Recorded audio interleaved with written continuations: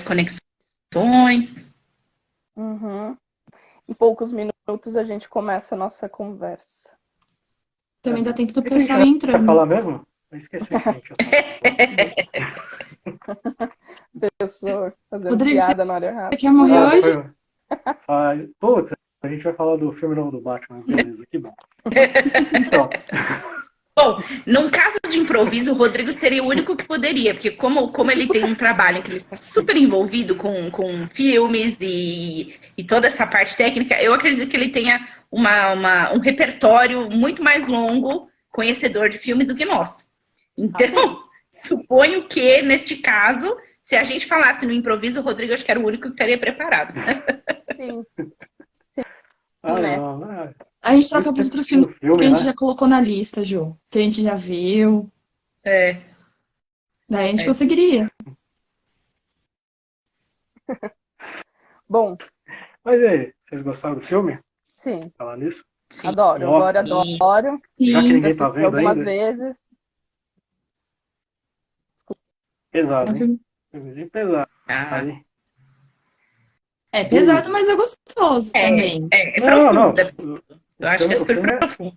O filme é bom, mas ele é dolorido, viu? Ele é dolorido, dói. Mexe em feridas. Você sente a porrada. Pois é, já é o tópico, né? Do nosso tema aí. O quanto de impacto causa na vida das pessoas, né? E até por isso esse tema tão importante agora surgindo. Sim. Bom. E aí, ó, aqui são 7h30. Vocês querem começar? Como é que vocês querem fazer? No meu fuso também é. Em Brasília já tá valendo. Olha, eu acho que a gente pode ir começando, que deu o horário que a gente combinou, e o pessoal vai entrando. Isso. Sim, claro. E também aproveitando que esse vídeo vai ser gravado e vai ficar gravado, né? Posteriormente para ser assistido, queria falar que a gente vai começar a nossa live, que é referente ao filme Beleza Oculta. E mesmo que vocês não tenham assistido, vale a pena ficar, mas vai ter spoilers. Então, preparem-se. Mas é um filme que vale muito a pena ver. Acho que a gente não vai contar tantos detalhes de cada parte do filme, então ainda vai ficar muito legal a experiência de assistir. Mas principalmente vamos falar sobre o tema luto e como ele é vivido nesse filme.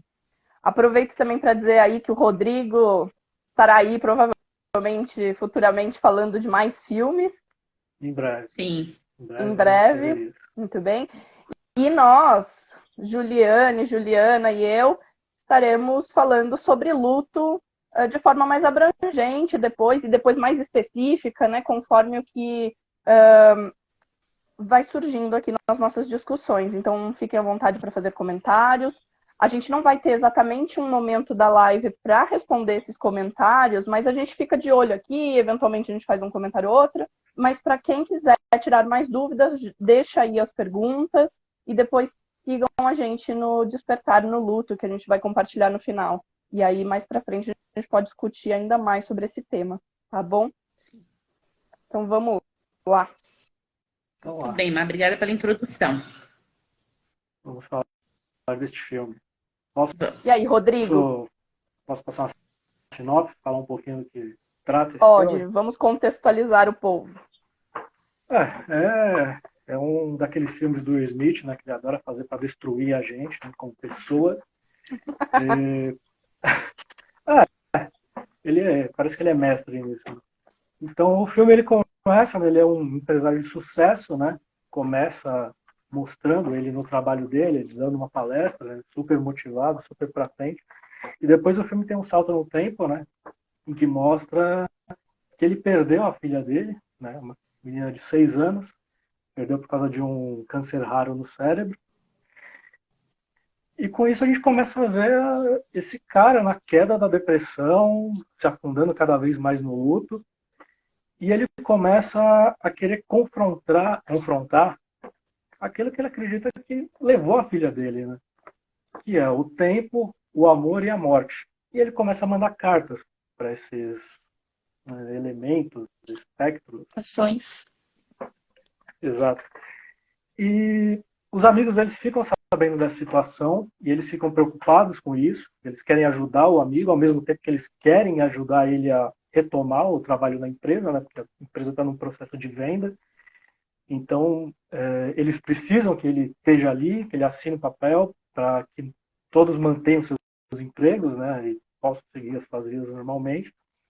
E aí eles têm a ideia de, sabendo que ele está confrontando esses elementos, de contratar atores que vão fazer os papéis dessas figuras, da morte, do tempo e do amor. Né? E aí eles passam a confrontar o Will Smith, né? Para ver se ele consegue voltar à vida, né? Se ele volta a viver. E acabam eles também, os amigos, né? Aprendendo com esses atores, elementos, espectros. E por aí vai. Uhum. Muito bem, legal. Não sei, também um detalhe é que esse confronto foi feito através de cartas, né? Então ele escreve essas cartas para a morte, para o tempo, para o amor. Isso me faz pensar, aqui já introduzindo, o quanto a gente precisa de respostas, né? Então, lidar com o acaso, lidar com a vida, que qualquer adversidade pode nos acometer a qualquer momento, sem que a gente tenha nenhum controle, nos deixa numa situação de tamanha fragilidade, medo, que a gente quer respostas a todo custo, né? Que injustiça isso me acometer. Então é aí que ele vai atrás dessas respostas, se bem que eu acho que ele não esperava ter respostas, né? Essa é a... Desculpa, Claro. Eu acho que não é nem resposta que ele busca, eu acho que ele busca mesmo achar culpados, alguém para direcionar essa culpa, esse sofrimento que ele está sentindo, essa porrada que ele levou, e ele direciona essas três figuras, né? Uhum. Por isso que ele escreve as cartas. Né? Ele meio que chama eles para a briga, ele quer entender o que aconteceu e por que ele, logo ele, que sempre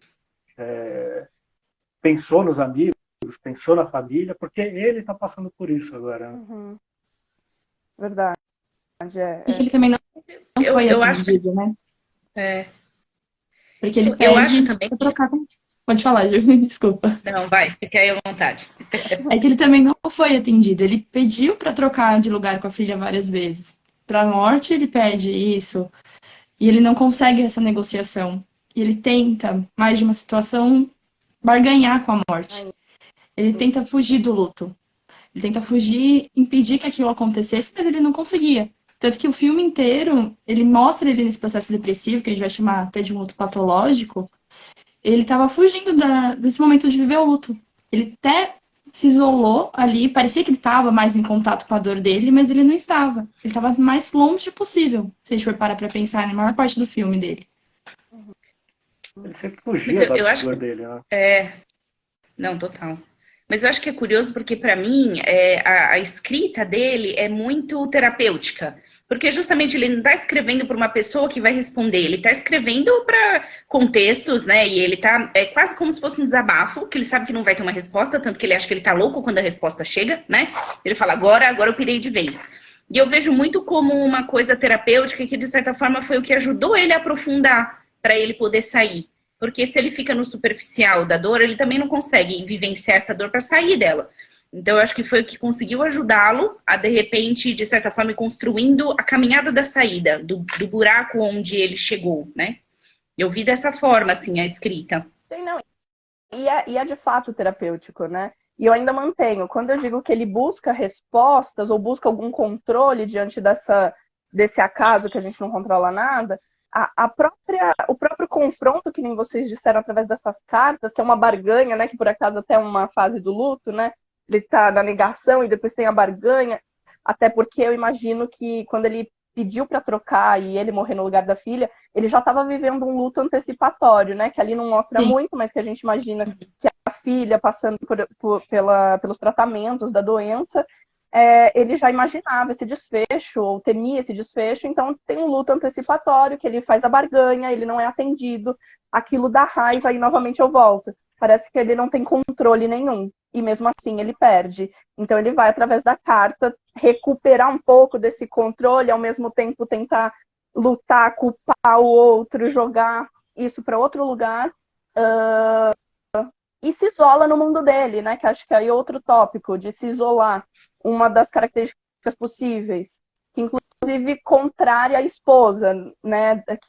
Uma atitude contrária da esposa que vai lá e se expõe ainda mais. E enquanto ele quer ficar em silêncio e negar tudo isso, ela quer falar o máximo possível, que é outra maneira de lidar com o assunto, né? Não sei o que vocês acham dessa parte Sim. da esposa dela e o grupo, né? É que ele se expressa através das cartas. Então, ele coloca a dor dele através da escrita. Ela já não. Ela usa a dor dela para comover outras pessoas. Ela faz esse grupo de apoio ali. Ela consegue ajudar. Para quem não viu o filme, a esposa dele cria um grupo de apoio para pessoas que perderam os filhos. Então, eles trocam as experiências. Então, ela consegue apoiar essas outras famílias e lidar com o próprio sofrimento junto. Tanto que ela traz no próprio grupo quem ela é, ela traz um pouquinho sobre ela, para fazer essa troca com esse pessoal. Uhum. E aí é muito curioso que fica o contraste exatamente de formas completamente distintas de lidar com o mesmo luto. Porque os dois perderam a mesma filha, né? Eles passaram por exatamente a mesma situação. Mas aí ali vai mostrar como foi difícil para ele e como ela conseguiu elaborar, como que ela se melhorou nesse contexto, né? Uma coisa que eu fiquei que bateu muito em mim é a situação do fato dele, ele não fala o nome da filha dele. Quando ele sonha, não é sonho, é um pesadelo. Parece que a imagem dela dói nele de uma maneira que ele quer esquecer ela, ele quer esquecer a esposa dele, ele quer esquecer a vida, ele quer ficar no... Ele tem atitudes até suicidas, né? Porque ele está sempre andando com a bicicletinha dele no contrafluxo. Parece que ele está buscando aquilo, né? O fim disso, né? Mas me bateu essa situação do simples fato dele querer esquecer que teve a filha, sabe? Eu achei isso muito louco. E é engraçado você falar de esquecer, porque ao mesmo tempo, uma outra coisa que me ocorre quando eu penso em luto é justamente, aliás, né, assistindo o filme principalmente, vendo o medo que as pessoas têm em superar, né? Se é que eu posso dizer superar já não é a palavra mais adequada, é talvez conviver, viver com, enfim. Mas enfim, melhorar desse estado de luto após a morte de alguém querido, como se aquilo fosse desleal, né? Como se tivesse aí, isso eu trabalho bastante no consultório, uma lealdade invisível. Então, eu não posso simplesmente ficar bem após alguém tão querido ter partido. Então, tem duas lutas ali. Tem uma que eu quero ficar bem, eu preciso ficar bem, eu preciso seguir com a minha vida. E tem um outro lado que nem o Rodrigo estava falando, que ele tem até comportamentos suicidas. Então, o contrário, eu não quero mais viver, eu não quero, e eu nunca vou superar isso, porque eu estaria como virando uma página, isso seria uma traição, que nem a Ju falou. E aí é engraçado que talvez essa visão que a gente devesse ressignificar para entender que não, a morte também não quer dizer que a pessoa morreu em todos os sentidos. Teve uma morte corporal ali, mas que as lembranças, as vivências, e sem até entrar em questões espirituais, elas podem permanecer infinitas. Mas para ele talvez seja tão difícil lidar com isso que ele prefere esquecer. Se isso nunca aconteceu, que ainda é a fase da negação, eu não vou sofrer. Não tem pelo que sofrer. Mas a gente vê claramente que destrói o mundo dele, né? Inclusive representado ali nos dominós. Não sei que interpretação vocês tiveram desses dominós que ele monta. Tem mais uma, né? Parece... Fala. Tem mais uma que é o vínculo dele com a filha, né? As peças de dominó, que era que ele brincava com a filha. Depois vai mostrar esse momento dele com ela. Então, como se ele te mantesse realmente preso nesse momento. Tipo, não vou te esquecer nunca, filha. Então, ele tá ali sempre vinculado àquele dominó, como se ele estivesse brincando com ela o tempo todo. Tanto que acho que quando é o personagem Tempo que bate no dominó e mexe do lugar, ele entra num desespero profundo de tentar parar e brecar aquilo, porque é a hora que sai do controle, né? Foi a hora que a morte da filha foi a perda do controle, e ali ele tenta segurar o dominó para aquela corrente não sair fora do que ele tá tentando segurar. Ele tá naquela onda fora do controle, mas ele tenta de alguma forma jogar essa tentativa de controle para alguma coisa próxima a ele.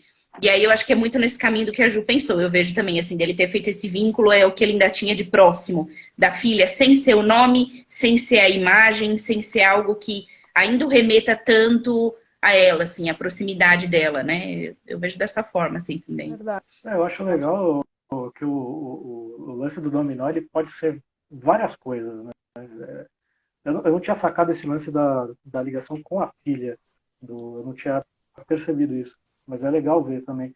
Porque, além disso, pelo menos para mim, né, tem o lance do simples fato dele estar brincando com aqueles dominós, né, de fazer aquelas construções, de pensar, pô, meu Deus, o cara vai ficar, né, o dia inteiro ali, né? Então, acabou, né? A vida dele é aquele dominó, entende? Tem o lance da filha. E tem também, que até remete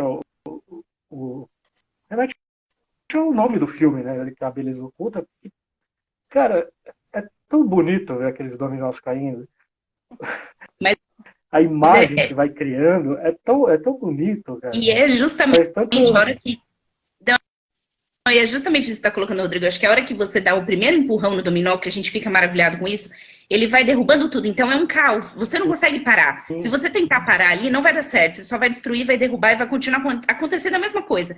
Mas ele controla a hora que ele começa o caos. É o momento dele conseguir controlar aquela avalanche que ele não tem controle sobre, que é o que ele estava passando. Então, me remete muito quando ele começa de novo, é que ele está tentando buscar isso. Como é que eu vou controlar esse caos que eu estou vivenciando internamente e eu não consigo fazer isso parar? Eu vejo muito dessa forma, assim, que é uma tentativa, de certa forma, terapêutica, lúdica, dele tentar trabalhar com isso, mesmo que intuitivo, né, não direcionado, que ninguém explicou ele para fazer aquilo, mas uma forma muito, muito própria dele de tentar lidar com essa questão, assim. E dessa forma. Aí, de novo, vindo uma maneira terapêutica, mas também de controlar, que, claro, por sua vez também é terapêutico, algum caos, mas um caos lindo, que nem o Rodrigo disse, que eu não tinha pensado. Eu pensei em várias coisas sobre o dominó, como o mundo desabando, mas você tendo chance de recomeçar e reconstruir, ou até essa coisa do controle, eu posso controlar o mundo que eu estou construindo, mas, de fato, né, o quanto o caos e o desmoronamento pode ser lindo. E né, a gente se diverte com essas cenas de dominós caindo, do efeito dominó. Então, verdade, não, agora me deu esse insight, fiquei empolgada com o tema. Aliás, se vocês quiserem já falar do nome do filme, né, Beleza Oculta, isso que eu ia falar. Reflexões. Talvez tenha um gancho aí da Beleza Oculta e a gente não tinha percebido nem isso quando a gente conversou. Verdade. Esse a gente não tinha pego. Mas aproveitando que a gente tá falando do nome, né? É pra ver a beleza por trás da morte, né? Então, do luto em si.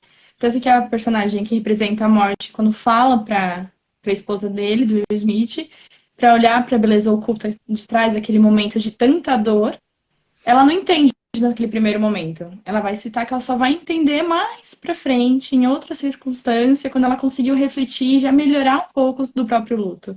Que aí ela conseguiu ver as coisas que tem. Por exemplo, ela conseguia ajudar outras pessoas, criar aquele grupo de apoio, foi algo que surgiu nessa beleza oculta, né?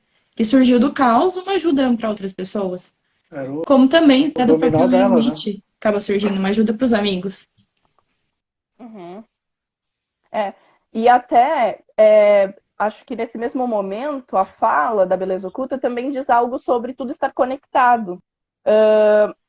E se tudo está conectado, tudo também tem uma razão, tem um porquê, e gera, assim como o dominó, se tudo está conectado, tem um efeito dominó, né? Uma coisa afeta a outra e a gente vai tendo resultados disso, dos mais diversos. E claro que a vida permite coisas consideradas ruins, e que o ruim também é algo construído nosso, né? Uma percepção nossa, mas o quanto de coisas lindas podem surgir daí, que nem a Ju está falando agora. Mas eu também fico pensando nessa coisa de conectado, também da infinitude mesmo. Porque a gente tem que lidar, quando a gente fala de morte, com a finitude. Acabou, fim. E não, se tudo está conectado, que nem Ouroboros, sabe? A serpente que come a própria cauda, e o começo e o fim é a mesma coisa. E se é a mesma coisa, depende do ponto de vista. Até uma fala, né, do filme que era, eu não me lembro exatamente, me arrisquei agora a falar, mas acho que era algo do tipo, nada está de fato morto, ou nada está morto de verdade, dependendo de como se olha, né? E de fato, o que isso quer dizer? Aí eu lembro de uma fala, só para fazer sentido essa minha última, de uma das mães que perde também outra criança, né, naquele grupo, e ela fala que o filhinho dela, internado no hospital, com uma doença terminal, tinha dito: mãe, eu vou para casa. Aí ela revoltada, né, que enfermeira que foi falar isso pro meu filho, mentir para ele, imagina que ele vai para casa. Aí ela falou: filho, quem te falou isso? Ele: ninguém, mamãe, mas eu vou para casa. Ela: mas por que você acha que você vai para nossa casa?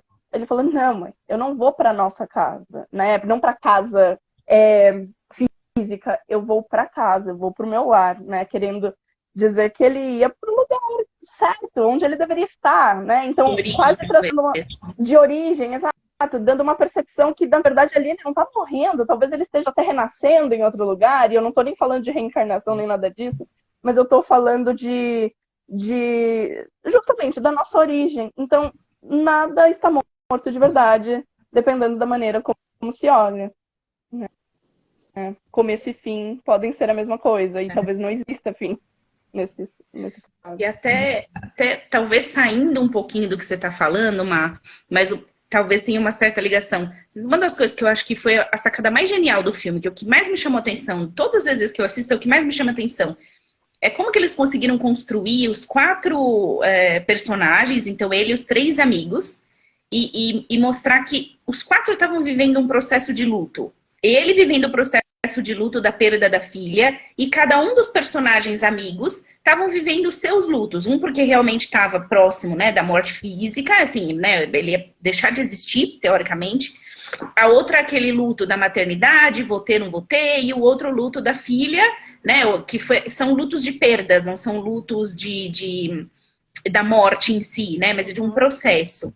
E que, de certa forma, os 3 só conseguiram tomar contato com esses lutos que eles estavam vivenciando, com esses processos de perda, a partir do momento que eles tiveram que olhar o luto do amigo que estava vivendo a perda de uma filha. E aí, para mim, é muito interessante que mostra assim, o quanto que um foi espelhando o outro, porque os amigos ajudaram ele, de certa forma, trazendo os personagens do amor, tempo e morte, e o quanto que ele fez os outros 3 se enxergarem também nesse processo, porque é uma troca. E aí, acho que um dos pontos que para mim é muito importante, para mim é muito... Assim, é uma das melhores sacadas desse filme.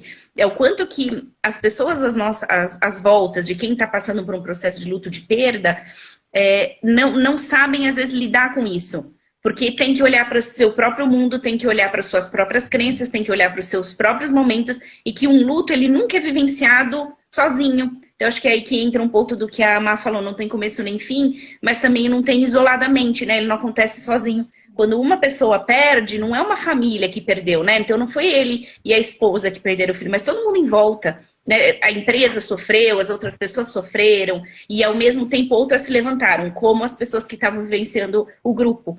Então, é uma corrente, né? E eu acho que essa corrente também se estende. Então, para mim, assim, acho que o ponto mais interessante desse filme, talvez pelo meu viés, foi isso, assim, de ver o quanto impacta na vida dos outros e os outros também, não só de quem perdeu. Não sei se para vocês isso tem uma relevância. Isso é o efeito dominó de novo, né? E tudo está conectado.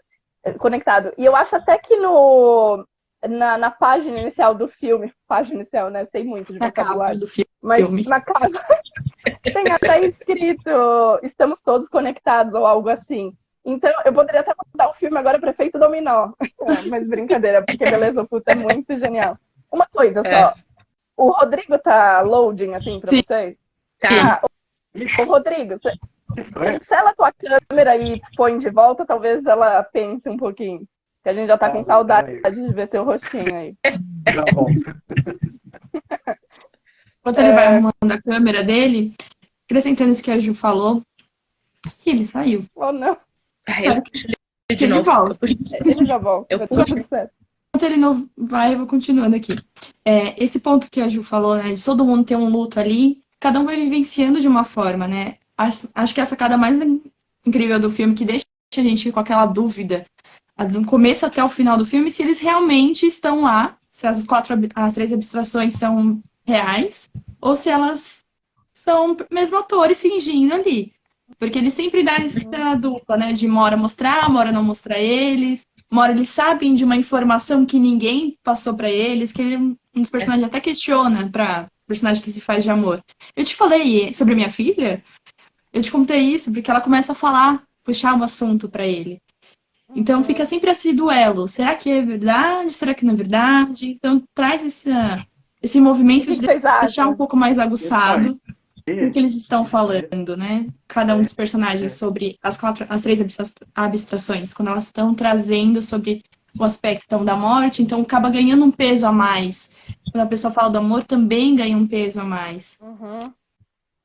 Isso aí eu estava até conversando outro dia com a Mai, que eu vi o filme há muito tempo atrás e voltei a ver agora. E na minha cabeça, eles eram os atores contratados e acabou, entendeu? Só atores contratados e é isso aí. E eu ficava, esse filme ia ser tão mais legal se eles fossem mesmo a morte, não sei o quê. Daí eu revi, eu falei, caramba, cabe também. Pode ser. E pode não ser. Eu, pelo menos, eu gosto de imaginar que são os elementos, né? São os espectros, sabe?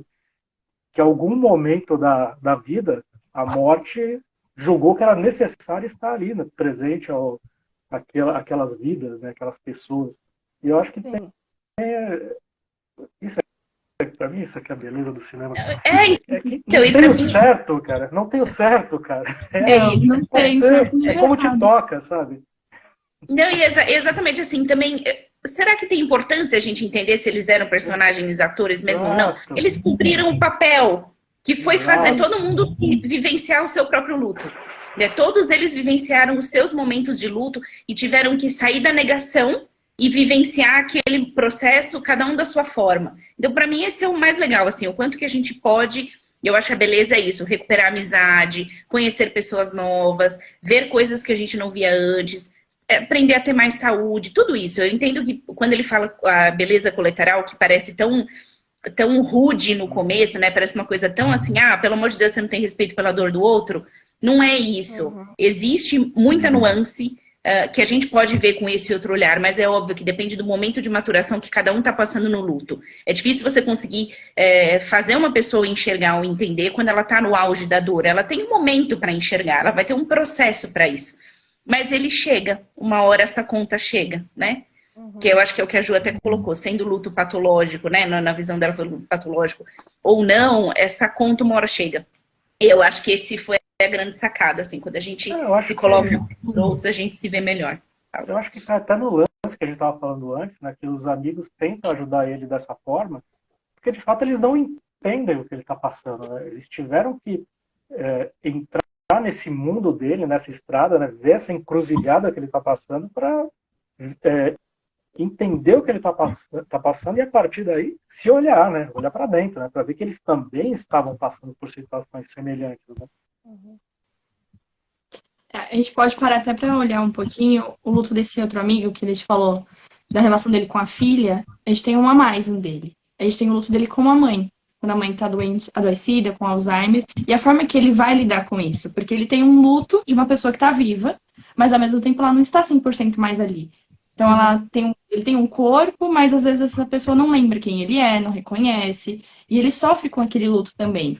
Mas a sacada que ele tem, depois de um período sofrendo muito, ele percebe que ele pode entrar no mundo da mãe dele, que ele pode fazer essa conexão com ela, para ele não se sentir tão sozinho, para ela não se sentir tão sozinha. Então, quando essa ideia de sacada que ele traz de trazer as abstrações para conversar com o Will Smith, surge desse aspecto que ele percebe que ele podia entrar no mundo da mãe e ter essa conexão com ela. Então, ele volta a sentir uma relação com a mãe mais fácil, ele sai um pouco do luto antecipatório dessa morte, apesar dela não estar mais 100% ali, e ele consegue cuidar dela com mais qualidade. Sim, verdade. E até como a Ju falou, né, aliás, usando o que você, Juliana, falou,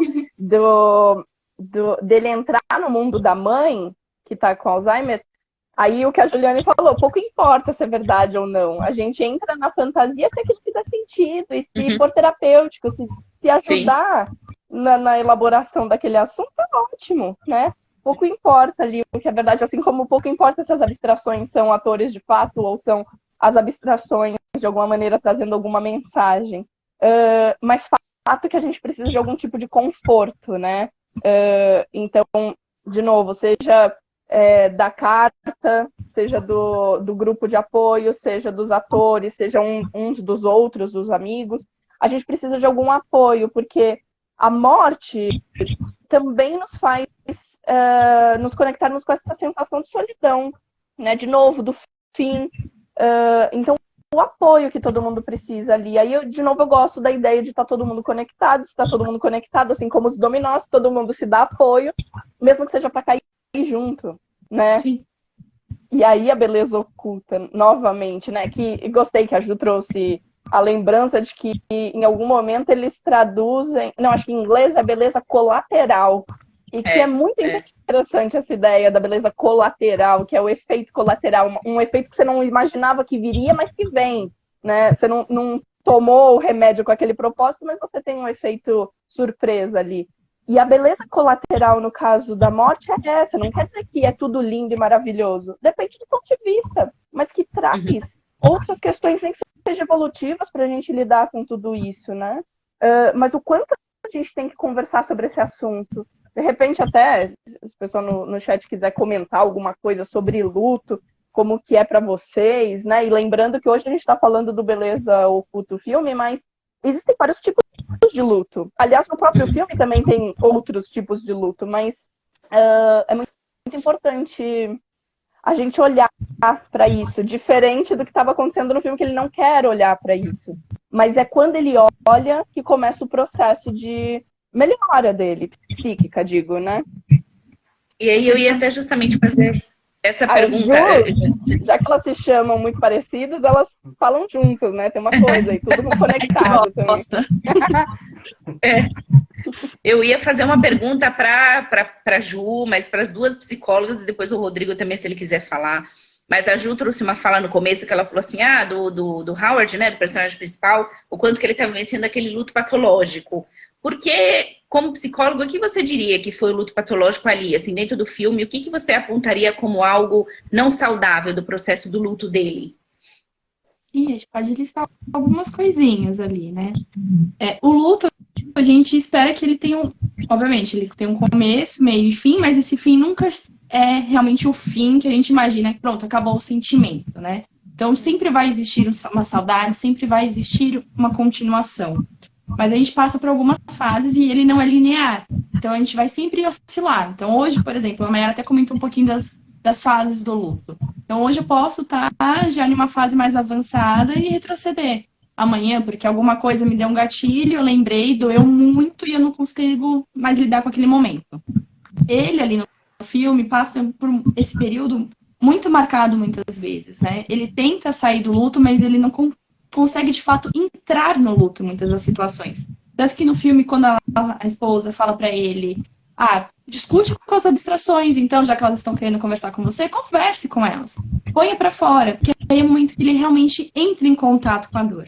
O personagem, ele foge da dor, então ele se isola do mundo, ele se isola dele mesmo, ele começa a entrar em um processo de depressão ali, de fato, porque ele vai se isolando, ele para de comer, ele não dorme. Então, isso tudo começa a trazer uma patologia para esse luto. Ele até comenta em uma cena que eu estava revendo hoje alguns pedacinhos do filme para discutir aqui, que ele estava dormindo 7 horas por semana.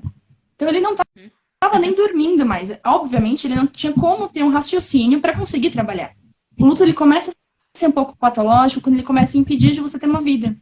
Onde você começa a não ter mais qualidade. É igual a depressão. A gente percebe que alguém está tendo um processo depressivo e precisa de ajuda quando ela para de viver. Ela não consegue mais sair, ela não consegue ter um contato com ninguém, ela não consegue nem trabalhar. Ele parou toda a vida dele. A única coisa que ele fazia era montar os dominós. Então a gente consegue ver que ele realmente foi entrando numa patologia em vários aspectos.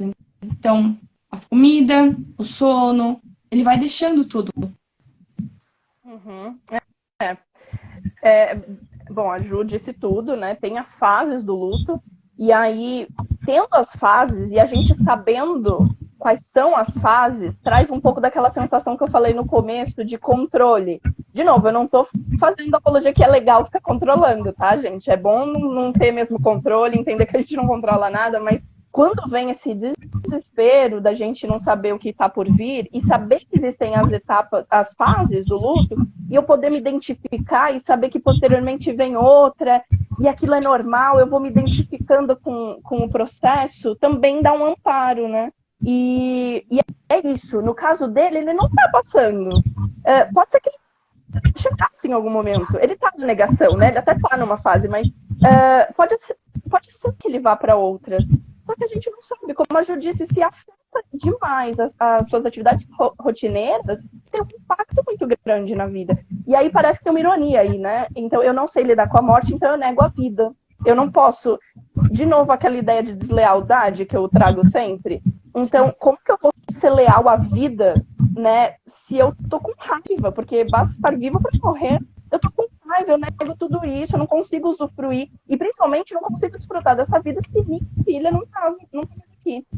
Aí tem uma briga, né? E não só isso, como imagino, a gente não está falando também só de qualquer luto, a gente está falando de um luto que uma pessoa perde uma filha.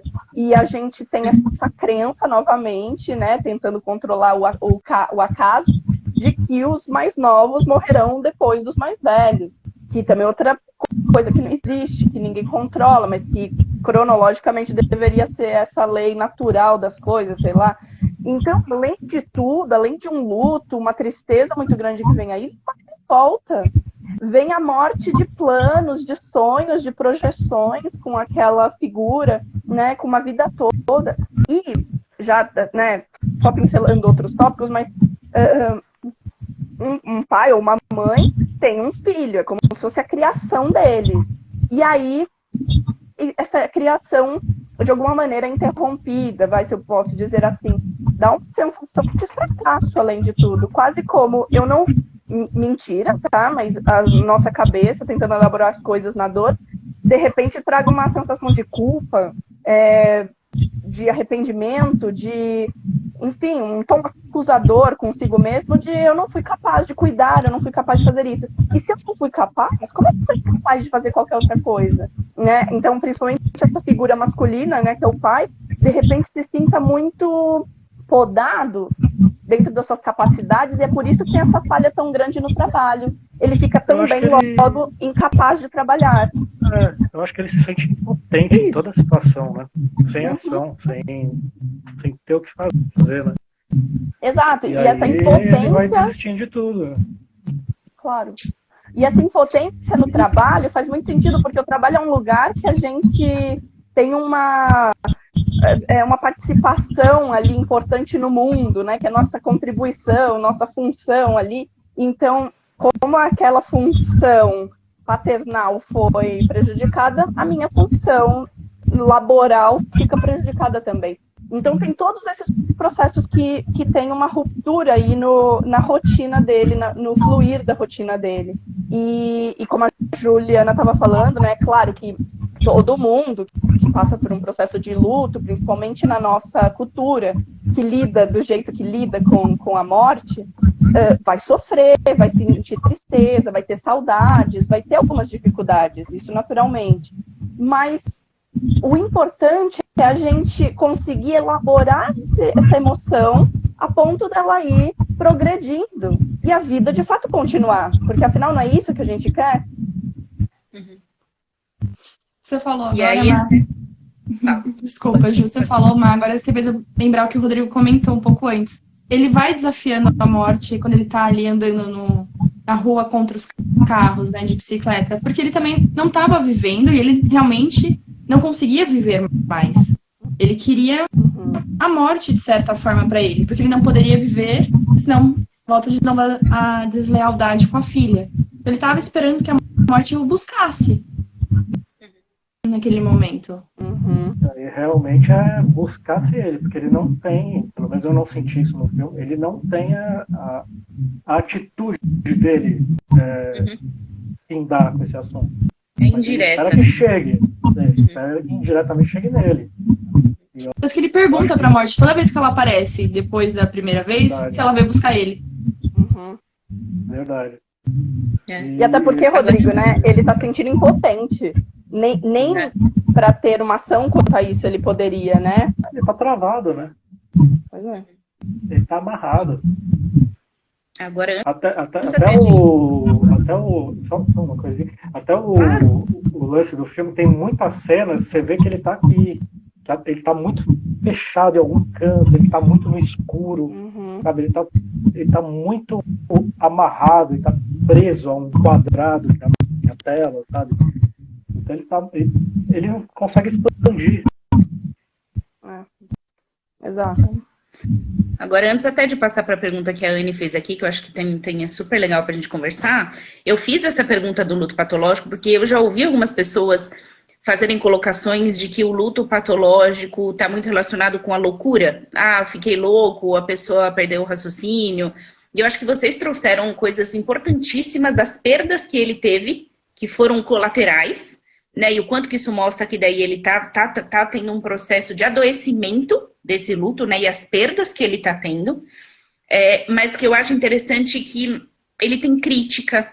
Quando chega no determinado ponto onde ele é chacoalhado pelo primeiro personagem, que ele começa a ver, eu tô alucinando ou não tô alucinando? Ele tem uma crítica, ele não tá completamente fora, ele sabe, ele largou mão, mas ele tem uma certa consciência de que ele não tá sendo saudável, de que ele não tá vencendo aquilo. E eu acho engraçado porque exatamente o personagem que faz ele criar essa crítica e ter essa primeira chave dele buscar ajuda da esposa, da Madeline, para ver se ele tá louco, se não tá, é a morte. É o personagem da morte que é quem chega para poder fazer esse gancho com ele, assim. Mas, enfim, acho que o negócio do luto patológico era legal conversar, porque eu sempre ouvi muito isso, as pessoas associarem como se fosse algo completamente da loucura, e não é bem o caso, né? Não é o caso. Inclusive é muito difícil. E é o que a Ju falou, na verdade é um alerta para que essa pessoa busque ajuda para conseguir elaborar esse luto. Existe um caminho, que nem eu disse, né? Existem as fases, existe um caminho, uma saída para isso tudo. E você falou da coerência que ele tem, né? Também da crítica, do senso crítico. Também no final, quando ele finalmente assina os papéis, é só uma coisa. Algum microfone aí tá dando alguma interferência. Eu acho que... melhorou. Desculpa. A chata, né? Que só tá fazendo coisa online e tá craque nas falhas técnicas. Essa pessoa da técnica tá foda, viu? Tá... Caramba, bom. Que saco. Ai, Rodrigo, a gente já passou por cada perrengue aqui. Nossa Senhora. Nessa tá excelente. Eu tô ótimo no Instagram aqui. Pela qualidade de ter melhorado. Mas enfim. Nível Globo aqui. Nível Globo, é isso aí. Tá vendo? Temos um ator, inclusive. Então, ele tá em negação, mas ele tá percebendo tudo isso. Na hora que ele assina os papéis, ele dá um chacoalhão também nos amigos todos. E você que tá vivendo isso, e você que tá vivendo aquilo, e você... Né? Ou seja, ele tá percebendo tudo acontecendo esse tempo todo. É que ele tava numa recusa. Eu me recuso a interagir com esse mundo. Eu não consigo agora. Até porque interagir com esse mundo, necessariamente, não só aquilo que eu falei da deslealdade, mas uma hora eu vou entrar em contato com a ausência dela. E entrar em contato com essa ausência é muito doloroso. Então a gente prefere não ver. Só que irônico, né? Porque não vendo, ninguém percebeu que também estou na ausência, eu também estou me privando de ter memórias lindas daquela pessoa, como a esposa que revê o vídeo, que fala sobre o assunto o tempo todo. Ela tem a chance, por mais doloroso que seja, mas a gente não controla, você tem chance de reviver a presença emocional, né, na memória, daquele ente querido que se foi. Então, é muito importante olhar para aquilo. Olhar, eu me conecto novamente. Se eu me conecto, aí eu comprovo aquele meu medo, que a morte tem a ver com fim, com cultura eterna. E não é, né? Então, a gente olhar por outras perspectivas isso tudo. E ele tinha que confrontar isso, né? Ele não podia deixar isso para trás. Porque, se ele não se tocasse, se ele não botasse na vida dele que houve uma presença ali, ele sempre ia viver com essa ausência. Então, ele teve que confrontar, ele teve que ver os vídeos, ele teve que chorar pra caramba, fazer a gente chorar junto com ele, que foi um desastre, ele respirou de novo. Então, quando ele se dá conta disso, né, é que ele pode voltar a viver. Né? E ele... E sim, ele não... Você vê que ele estava tão desligado. Ele tinha percepção do todo, mas ele preferia se desligar. Tanto é que, a gente só descobre que aquela moça é a mulher dele no final do filme. a gente passa o tempo inteiro pensando, quem é essa mina? Quem é essa fulana aí? Do nada, bate papo com ele, dá conselho pra ele, a troco do quê? Sabe? E daí você passa a entender que é a mulher dele, que ele preferiu tratar ela como uma estranha, sabe? Pra ver se lá na frente, que pelo menos é o que parece que acontece no filme, eles têm a chance de retomar, né? Uhum. É tanto que ela mesma fala, ela mostra o papel, né? E ela fala que ele escreveu If Only We Were Strangers, né? Então, se apenas nós pudéssemos ser estranhos novamente. Uhum. Porque a forma dele lidar foi assim, eu não posso ver nada que me remeta a isso. E ela ia remeter o tempo inteiro a isso, né? E aí eu vou até aproveitar para colocar aqui a pergunta da Anne. Como é que vocês veem a situação da esposa de também viver o luto de perder o marido quando a filha morre? Que acho que é bem isso que a gente está falando, assim, né? A gente está olhando pelo lado dele. Mas e pelo lado dela, que de repente também vivenciou essa perda, além da filha, a família, né? Porque ela também perdeu o companheiro que poderia estar ali com ela, vivenciando esse processo do luto. E ela também teve que se resolver de uma outra forma. Pelo menos é o que aparenta no filme, que ela teve que se resolver de uma outra forma, né? Uhum. E acho que é isso, né? Ela perdeu todo o suporte. Talvez até por isso, outra beleza oculta aí, na perda de mais um da família, ela teve que resgatar essa rede de suporte que ela cria o grupo, né? E para quem não sabe, ela cria um grupo de outras pessoas, outras mães que perderam seus filhos, mães ou pais que perderam seus filhos. Então, acho que esse foi o jeito dela também, porque ela não podia negar como ele negava. Ela não conseguia negar. Então, a elaboração dela foi buscar outro tipo de apoio, mas deve ser difícil também, né? Justamente. Bem colocado, Anne, que existe um segundo luto aí. Já perdi minha filha, agora eu perco meu marido. E eu não sei, acho que teve um divórcio oficial? Olha Teve só. sim, ele entrega o papel para ela com essa mensagem que a Ju lembrou no divórcio. Ela cita que no dia que eles assinaram o divórcio, ele entregou aquilo para ela. Só que esse movimento dele deu para ela esperança. Eu fiquei com a sensação que ela nunca... Porque ela diz que ela ainda o ama.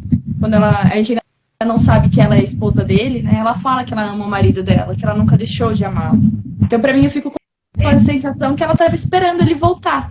Que ele melhorasse para poder retornar para ela. E Ju, não é nem só que ela fala assim que ela ainda ama o marido.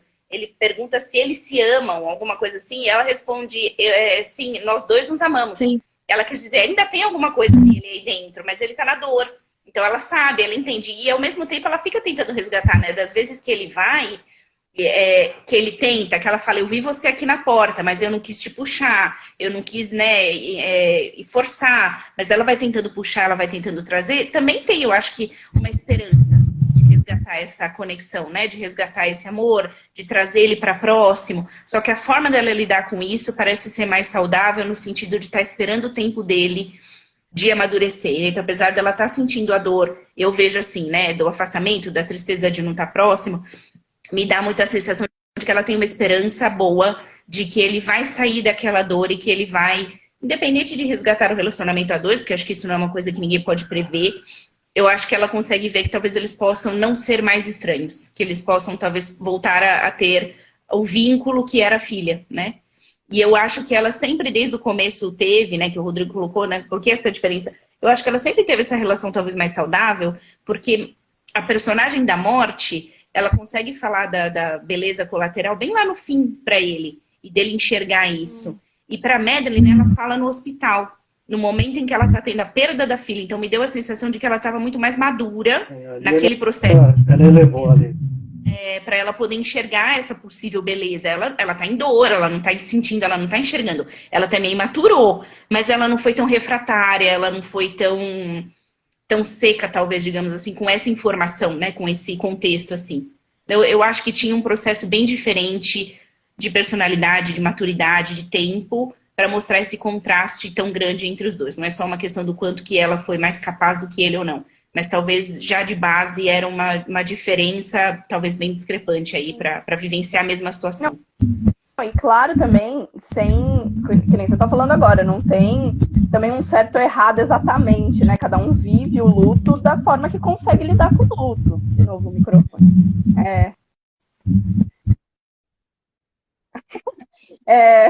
Então, de novo, essa questão também da finitude que eu estava falando. ele talvez tenha uma visão de morte considerando um fim absoluto. Ela não.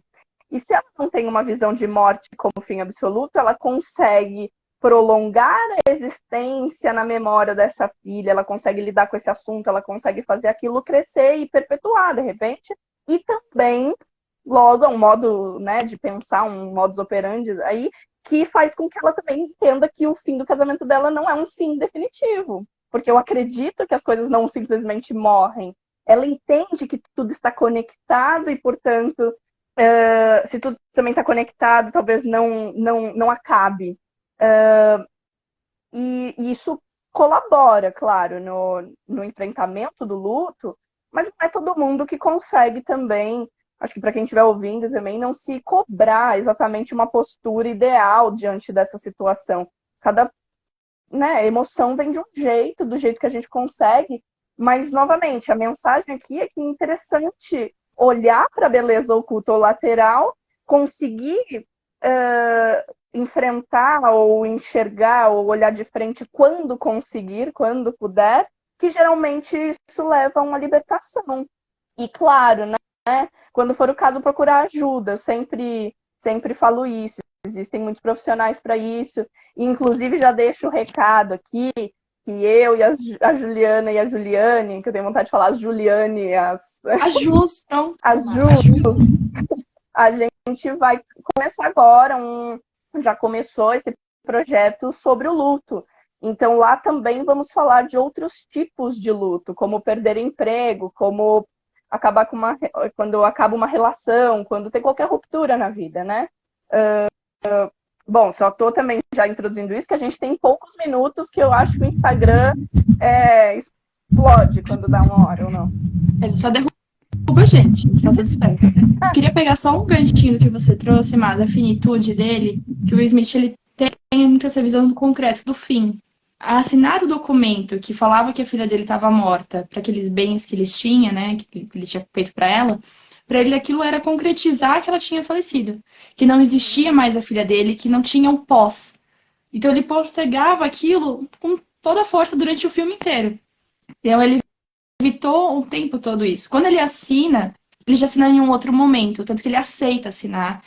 E ele, não, entre aspas, concretiza de fato que ela veio a falecer naquele momento, mas ele já tem uma visão diferente de finitude. Então ele já conseguiu lidar de uma outra forma. Por isso que acho que naquele momento ele conseguiu se libertar 100% e poder voltar a viver de novo. Porque ele viu que existia uma vida para ele posterior àquela situação, né? Fato, aí que a vida continua, justamente. Então as coisas não precisam acabar. Sim. Gente, a gente tá quase chegando aí, tá dando quase 1 hora, porque a gente começou às 19h25, né? Já tá quase, então é só pra gente ir fazendo talvez um encerramento. Eu acho que vale a pena quem já assistiu o filme assistir de novo. Quem não assistiu, cheio de spoiler, vocês já vão ver uma primeira vez com outra visão. Mas eu acho que vale a pena assistir. Sempre tem uma coisa nova, legal nesse filme pra gente aprender. Independente de você estar vivenciando ou não o luto, a gente sempre tem pessoas à nossa volta que acabam passando por isso. E aí até a ideia do nosso projeto, né, só para fechar o que a Má falou, independente de nós sermos profissionais de saúde, a nossa ideia é poder compartilhar experiências pessoais, vivências, como cada uma de nós já encarou, vivenciou lutos que já passamos, como a Má falou, né, lutos de perdas e às vezes lutos de morte. Então a ideia vai ser a gente fazer essas trocas e depois a gente vai acabar colocando as coisas na página do Despertar no Luto que a Mayara colocou aí para vocês, tá bom? Então, eu acho que é isso. Eu queria agradecer vocês pela participação, Rodrigo, pela extrema disponibilidade. E a gente já tinha conversado. O Rodrigo super abraçou a ideia. Então, fiquem atentos aí para mais discussões sobre filmes do Rodrigo.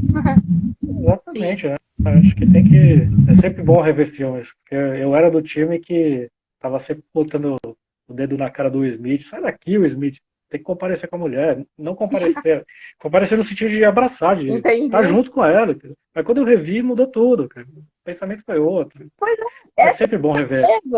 A gente sempre tem uma visão que pode ser ressignificada todo o tempo. Exato. E é isso que ajuda a gente a se libertar, a poder, né, conviver com algumas questões, superar outras, as que são superáveis, mas, enfim, sofrer menos. Né? E olha, Oi? Olhar para um novo ângulo, claro. enxergar as belezas colaterais. E 1 hora passou super rápido, acho que dava para falar sobre isso por muitas mais horas, e espero que a gente consiga fazer isso no Despertar no Luto, que vocês podem seguir mais para frente. É isso aí. É isso. Obrigada, pessoal. Muito obrigada, gente. Mais uma vez, obrigada, Rodrigo, por aceitar nosso... É isso, eu que agradeço, gente. Obrigado mesmo pelo convite. Valeu. Obrigada, pessoal. Boa noite, boa semana aí para todos. Obrigada. Não seremos humilhados pelo Instagram, sairemos por vontade. Porque aqui não Nós tem vamos fechar a porta. Então tá bom, um abraço a todos, obrigada pela presença de quem estava aí, e para os que assistirão depois a gravação, vai ficar disponível nos nossos Instagrams, eu imagino. Isso aí. Tchau, tchau. Tchau. Tchau, tchau, gente.